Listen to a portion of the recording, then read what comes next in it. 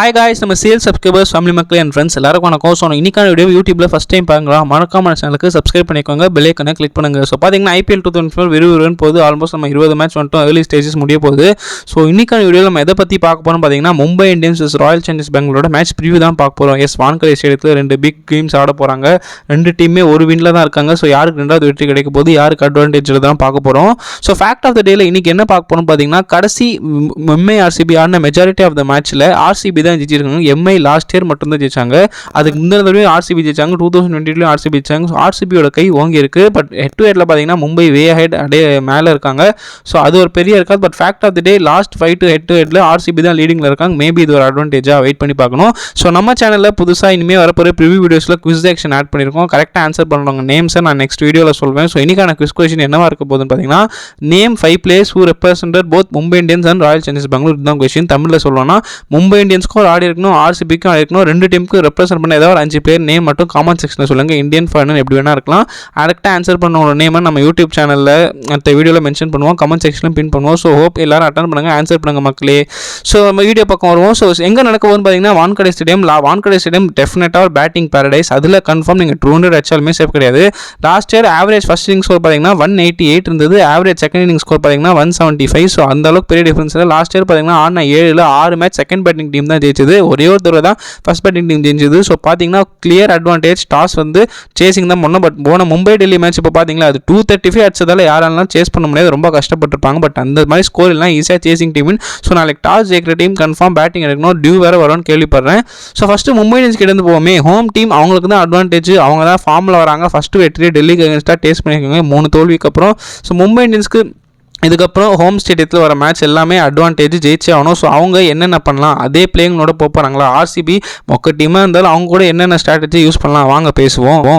பாண்டியா கேப்டனுக்கு ஒரு பெரிய குடோ சொல்லணும் மக்களே. 2 மேட்சாக ஃபேன்ஸ் பூ பண்ணி அவரை தாழ்ச்சி கலாய்ச்சிட்டு கொட்டி தீர்த்து என்னென்னோ பண்ணி அந்த மனுஷன் இன்னும் டீமை கேப்டன் பண்ணுறாரு. பேட்டிங்கும் வந்து ஒரு 30-40 அடிச்சு கொடுக்குறாருன்னா it's not a joke, it's not a cup of tea. Has to carry all his head. So Hardik பாண்டியாவை தயவு செஞ்சு ட்ரோல் பண்ணாதீங்க. அவரால் பெஸ்ட்டு கொடுக்குறாரு. பவுலிங்கும் போட்டதில்லை, இப்போ பேட்டிங் மட்டும்தான் கேப்டன் பண்ணு. ஸோ அவர் ட்ரோல் பண்ணாதீங்க தயவு செஞ்சு. ஸோ வீடியோ பக்கம் போவோம். ரோஹித் சர்மா, இஷான் கிஷன் ஒரு எலக்ட்ரிஃபைங் ஸ்டார்ட் கொடுத்தாங்க டெல்லி கேபிட்டல்ஸ். பட் அது ஒரு பொட்டலம் போலிங் நீங்கள் ஒத்துக்கலாம்னு வச்சுக்கோங்க. RCB பவுலிங் அந்த மாதிரி தான் இருக்கும். பட் என்ன, சிராஜ் ரீஸ்டாப்லேயே கவுண்டர் பண்ணோம். ஸோ நல்ல ரீஸ்டாப்லேயே பால் மூவ் ஆச்சுன்னா ரொம்ப சிக்குவார். ரோஹித் சர்மாக்கு லெஃப்ட் ஹேண்டர்ஸ்னாலே ட்ரபிள். இஷான் கிஷானுக்கு இப்போ உள்ளே வர பால் ட்ரபிள் பண்ணுறாரு. ஸோ இவங்க 2 பேருமே இஷான் ரீஸ்டாப்லேயே சிராஜ் கிட்ட மாட்டலனா கன்ஃபார்ம் ஒரு 60-70 கேரண்டி. சூரியகுமார் ஏதோ ஃபர்ஸ்ட் மேட்ச் ஆடுறாரு இன்ஜிலேருந்து. ஸோ டக் அவுட் ஆனார். But SKY will be high. RCB அவருக்கு ஃபேவரட் ஆப்னட்டு எத்தனையோ மேட்ச் ஆடி கொடுத்துருக்காரு, உங்களுக்கே தெரியும் லாஸ்ட் இயரும். ஸோ ஸ்கை நாளைக்கு ஒரு 50 எக்ஸ்பெக்ட் பண்ணுறேன். மொத்தம் RCB பவுலிங்கோட அச்சு தல்வார். பவர் பிளே வந்து ரோஹித் சர்மா இஷான் கிஷன் கேட்ச் பண்ணிட்டா ஸ்கை பெரிய அடி அடிக்கலாம். இல்லைனா ஸ்கை மேலே ப்ரெஷர் வரும், உடனே வைக்கணும்ட்டா. So I am expecting 250. ஒன்று ரோஹித், ஸ்கை, இஷான் 3 பேர்கிட்டேருந்து யாரோ 250 வரணும். நெக்ஸ்ட் மிடில் ஆர்டர் பக்கம் போவோம். திலக் வர்மா, ஹார்திக் பாண்டியா, நேகல் வதிரா வரமாட்டார். சொல்கிறேன் இம்பாக்ட் பிளேயராக வரலாம், பட் அவரை விட்டுருங்க. திலக் வர்மா என்னன்னு தெரியல. SRH மேட்ச்க்கு அப்புறம் 2 மேட்சாக ஆளே காணும். RR மேட்சும் சரி, நேற்றும் சரி, புவர் பர்ஃபார்மன்ஸு. பட் பார்த்தீங்கன்னா திலக் வர்மா என்னைக்குன்னா திரும்பி வர பிளேயர், செம்ம ஹிட்டரு. ஸோ அவருக்கு டைம் எடுத்து நாடணும். ஹார்திக் பாண்டியா நீங்கள் நிறைய பேர் கலாய்க்கலாம், டெஸ்ட் மேட்ச் ஆறான். பட் போன மேட்ச் அந்த ஸ்டேஜ் விக்கெட் டக்குன்னு போனதால் 39 ரன்ஸ் 33 பால்ஸ் ஆடி தான் ஆகணும். வேறு வழியில் அவர் விக்கெட் விட்டுருந்தாருன்னா 200 வந்திருக்காது.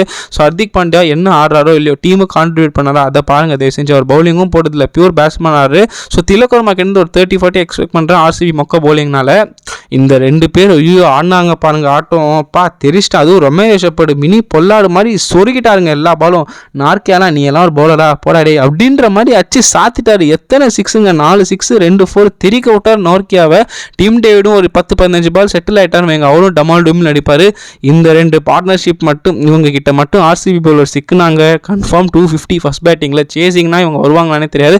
ஃபர்ஸ்ட் பேட்டிங் மட்டும் பண்ணாங்கன்னா 250 கேரண்டி சாத்திடுவாங்க. ஸ்பின்னர்ஸ் பக்கம் போவோம். பேட்டிங் கன்னாக இருக்குது. சாவ்லா ஒரே ஒரு வீக் லிங்க்னு சொல்லலாம். பியூஷ் சாவ்லா தான். அவர் இந்த வருஷம் போட்டாலே அடிக்கிறாங்க, போன வருஷம் செம்மையாக போட்டார். ஸோ சாவ்லா நாளைக்கு என்ன பண்ண போகிறாரு, இத்தனைக்கும் கிளென் மேக்ஸ்வெல் ஃபார்மில் இல்லாத மேக்ஸ்வெல் வர வச்சிருவாருன்னு தெரியல. மொஹபத் நபி பேங்க் 2 ஓவர், பட் 4 ஓவர் நான் என்ன கேட்டால் கொடுப்பாங்களான்னு தெரியல. அவர் பார்த்தீங்கன்னா ஹிட்டு ஃபினிஷிங் வருவார். ஸோ நபி ஒரு 4 ஓவர் கொடுத்தா ஸ்பின் ஓரளவுக்கு தேரும். ஃபாஸ்ட் பவுலிங் பக்கம் போனால் கவலையே கிடையாதுங்க. ஆகாஷ் மத்வால், ஜஸ்பிரீத் பும்ரா கோட். அவர் மாத்வால் போன மேட்ச் எக்ஸ்பென்சிவாக இருந்தார், ஏன்னா 200 சேசிங்னால எல்லா பவுலரும் அடிக்க தான் பார்ப்பாங்க. ஸோ அதனால மாத்வால் எக்ஸ்பென்சிவாக இருப்பாரே தவிர மற்றபடி மாத்வால் ஒரு செம்ம டேலண்ட்டு. கன்ஃபார்ம் ஆர்சிபி பேட்டிங்கை ரிப் பண்ணுவார். கோலி விக்கெட்டை பும்ரா எடுப்பாரா நாளைக்கு, அதுதான் question mark. Battle of the day Virat Kohli vs Jasprit Bumrah சூப்பராக இருக்க போது. பும்ரா ஆல்ரெடி விக்கெட் எடுத்துறாரு கோலியே, பட் அது எப்போ way back. So Kohli vs பும்ராவில் யார் ஜெயிப்பா? பும்ரா கிட்ட ஒரு 2-3 விக்கெட் எதிர்பார்க்கலாமா? மாத்வால் எவ்வளோ விக்கெட் எடுப்பார் வெயிட் பண்ணி தான் பார்க்கணும். ஃபாரின் பேசஸில் பார்த்தீங்கன்னா கன்ஃபார்ம் ஜெரால் கோச்சி தான் ஆட போகிறாரு. குவேனா மாக்காப்பா, லூக்குடு, நுயாந்த் ஷரானி ஆடுவாங்களான்னு தெரியல. ஏன்னா பாண்டியா அன்னைக்கு வின்னிங் அப்புறம் சொன்னார் mostly this will be our 11. So இப்படி தான் போகுது. கோச்சி என்ன ரன்னு கொடுப்பாரு, பட் சம்டைம்ஸ் விக்கெட்டும் எடுப்பார். பட் ஆர்சிபி கிட்ட அந்த அளவுக்கு பேட்டிங் இல்லை, இருக்கிற பேட்டிங்கும் சொதப்புது. ஸோ கிளியர் அட்வான்டேஜ் கோச்சி. ஆனால் ரன் கொடுக்காம இருக்கணும். ஃபார்மில் இல்லாத டூப்ளசி மேக்ஸ்வெல் ஹொரஸ்டானா சொல்கிறதுக்கு இல்லை. ஸோ அவள் தான் மக்களே மும்பை பற்றி பேசியாச்சு. அவங்களோட ப்ரெடிக்டர் பிளேயர்லையும் எப்படி இருக்கும்னா அதே தான் இருக்கும் லாஸ்ட் மேட்ச், எந்த சேஞ்சஸும் இருக்காது. Rohit, Ishan, Surya, Hardik, Tilak Varma, David, Romario Shepherd, Nabi, Chawla, Coetzee, Bumrah, 6 bowler, 10 batsman. இதுக்கு மேலே என்னங்க தேவை? இம்பாக்ட் பிளேயராக மத்வால் வருவார் கன்ஃபார்மு. ஸோ இதுக்கு மேலே என்னங்க வரும்? தேவைப்பட்டா ஸ்ரேயஸ் கோபால் இல்லை நேஹால் வதிரா. கன் டீம், கன் பவுலிங், கன் பேட்டிங் எல்லாமே ஆல் டிபார்ட்மெண்ட் ஸ்ட்ராங்கு. ஆர்சிபி மாதிரி ஒரு மொக்க டீம் இந்த வருஷம் படு கேவலமாக ஆடுறாங்க. பேட்டிங் ஸ்ட்ரென்த்து அதுவும் மோசமாக ஆடுறாங்க. பவுலிங்கும் உலகத்துக்கு இல்லை. இவங்க கிட்ட மும்பை தோத்தா என்னால் எதுவுமே சொல்ல முடியாது. இட்ஸ் பியூர் டிசாஸ்டர்னா நான் சொல்வேன். So I will give fair advantage to Mumbai Indians. பின்னாடி ப்ரெடிக்ஷன் சொல்கிறேன், பட் மும்பை இந்தியன்ஸ் கையில் இருக்கிற மேட்ச், ஹோம் அட்வான்டேஜ், இருக்கிற ஃபார்ம், பிளேயர்ஸ் எல்லாருமே தரமாக இருக்குது ஆர்சிபி கம்பேர் பண்ணால். ஸோ ஆல் இன் ஆல் இந்த டீம் நாளைக்கு தோத்தா என்னால் சொல்கிறதுக்கு எதுவுமே இல்லை. கன் டீமாக இருக்குது மும்பை. ஸோ மும்பை ஜெயிப்பாங்க நான் நம்புகிறேன். ப்ரெடிக்ஷன் பின்னாடி சொல்கிறேன். ஸோ இப்போ ஆர்சிபி பற்றியும் பேசுவோமே. என்னடா டே ரொம்ப ஓவராக கலாய்க்காத ஆர்சிபி, அவங்களும் திரும்பி வருவாங்க நீங்கள் சொல்லலாம், மைண்ட் வாய்ஸ் கேட்குது. பட் அதுக்கு ஆர்சிபி பர்ஃபார்ம் பண்ணணும். நல்ல ஸ்குவாட் இருக்குன்னு சொல்ல முடியாது. இல்லாத ஸ்குவாடு இருக்கிறத வச்சு அது பர்ஃபார்ம் பண்ணணும். அதுவும் பண்ண மாட்டாங்க. எவ்வளவோ எக்ஸ்பர்ட்ஸ் நிறைய கும்பிட்றாங்க, அதுவும் பண்ண மாட்டாங்க. என்ன தான் பண்ணலாம்? சரி வாங்க ஆர்சிபி பற்றியும் பேசுவோம். ஸோ விராட் கோலியே எவ்வளோ தாங்க அடிப்பார் பேட்டிங்கில். நீங்கள் சும்மா அவரை ட்ரோல் பண்ணக்கூடாது. செஞ்சுரி அடித்தது 67 பால் ஆச்சு, ஸ்ட்ரைக் ரேட் ஒன்றுமே இல்லை. கேகேஆர் மேட்ச்சும் பால் தின்னார்னா ஏன் தின்றாரு பால்? யாருமே அடிக்கிறது இல்லை. டூப்ளசி ஃபார்ம்லேயே இல்லை. மேக்ஸ்வெல் மோசம், ஒரு மேட்ச் கூட 30 இல்லை, 3 சிங்கிள் அடிச்சுட்டு ஒரே ஒரு 28. டூப்ளசி ஒன்றுமே ஆடுறதில்ல. போன மேட்சும் பால் தடவி தான் 44 லட்சம். Cameron green utter flop, Rajat பட்டி தான் அட்டர் ஃப்ளாப். அப்போ இவர் என்ன தான் பண்ணுவார் விராட் கோலி? உங்களுக்கு எவ்வளோ மேட்ச் தான் அவரும் இது பண்ணுவார்? பாவங்க அந்த மனுஷன். அவருக்கு யாராவது சப்போர்ட் கொடுங்க தயவு செஞ்சு. டூப்ளசி கோலி கிட்ட நாளைக்கு அடிக்கலனாலும் நீங்கள் அவர் குறை சொல்லக்கூடாது. எல்லா மேட்சும் அவர் அடிக்க முடியுமா சொல்லுங்கள் பார்ப்போம். ஸோ எனக்கு ஒரு பெரிய தலைவலி என்னென்னா அந்த கேமரன் கிரீன் என்ன பண்ணிட்டான்னு இவர் ஆட வைக்கிறாங்கன்னு தெரியல. 17 crore pure spam. Mumbai scam. Mumbai இந்தியன்ஸோடு நாளைக்கு ஒரு ஆடுவாரான்னு தெரியல, பட் ஆட வைப்பாங்க. வில் ஜாக்ஸ் ஆடுங்கன்னு எத்தனையோ எக்ஸ்பர்ட்ஸ் கும்பிட்றாங்க. நானும் கும்பிட்றானா எடுக்கவும் மாட்டுறாங்க. எங்கே ஓப்பனிங் ஆட வைங்க. டமால் டுமில் அடிச்சு கொடுப்பாரு. அவுட் ஆனாலும் 4 ஓவர் பவுலிங் கன்னா ஆஃப் ஸ்பின் போடுவார். ஏங்க அவரை வேஸ்ட் பண்ணுறாங்க ஆர்சிபி? எனக்கு புரியவே மாட்டேன். நானும் அந்த க்ரீனை கேட்டுட்டு நாளைக்கு ஜாக்ஸ் ஆட வைப்பேன். என்ன பண்ண போகிறாங்கன்னு தெரில. கேஜிஎஃப்பில் கே மட்டும்தான் பறக்குது. ஜிஎஃப்பும் டக் அவுட் ஆன மாதிரி சோகத்தில் இருக்குதுங்க.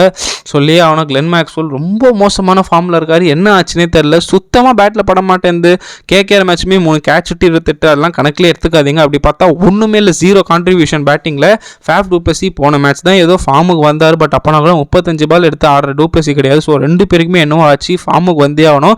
ஆர்சிபி டீம் இந்த வருஷம் செமிஃபைனல் வரணும்னு ஒரு மைண்ட் செட் இருந்தால் இவங்க 2 பேர் ஃபார்முக்கு வரணும். இல்லை நாங்கள் டைம் பாஸ் ஆட வந்தோன்னா சொல்கிறதுக்கு எதுவுமே இல்லை. கோலியை நீங்கள் திட்டக்கூடாது, அவரால் ஆட முடிஞ்சதான் ஆடுவார். ஸோ கேஜிஎஃப் ஃபயர் ஆகுமா நாளைக்கு? மும்பை கடப்பார பவுலிங்கோட வெயிட் பண்ணி தான் பார்க்கணும். இந்தியன் யங்ஸ்டர்ஸில் மஹிபால் லோம்ரோர் தவிர மீதி 2 பேர் ஒரு பெரிய disappointment. Anuj Rawat okay first match டீசெண்டாக ஒரு 60 அடிச்சார், பட் அதுக்கப்புறம் பர்ஃபார்மன்ஸே இல்லை. ரொம்ப பால் எடுத்துக்கிறாரு. ரஜத் படிதார் ரொம்ப எக்ஸ்பெக்டேஷன் வச்சு, பட் இந்தியா இங்கிலாந்து டெஸ்ட்டுக்கு அப்புறமே டோட்டல் அவுட் ஆஃப் ஃபார்மில் இருக்கார். ஒன்றுமே ஆட மாட்டார். ஒரு 40 கூட இல்லை.